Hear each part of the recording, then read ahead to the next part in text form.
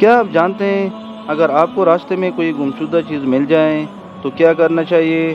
رسول اللہ صلی اللہ علیہ وسلم نے اس کے بارے میں کیا فرمایا ہے؟ جاننے کے لیے سنیے اس خوبصورت حدیث میں۔ ایک شخص نے رسول اللہ صلی اللہ علیہ وسلم سے گمشدہ چیز کے بارے میں پوچھا۔ آپ صلی اللہ علیہ وسلم نے فرمایا، اس کی نشانی یاد رکھو اور 1 سال تک اس کا اعلان کرو، پھر اگر مالک نہ ملے تو اس سے فائدہ اٹھا لو اور مالک آ جائے تو اسے واپس کر دو۔ پھر اس شخص نے گمشدہ اونٹ کے بارے میں پوچھا۔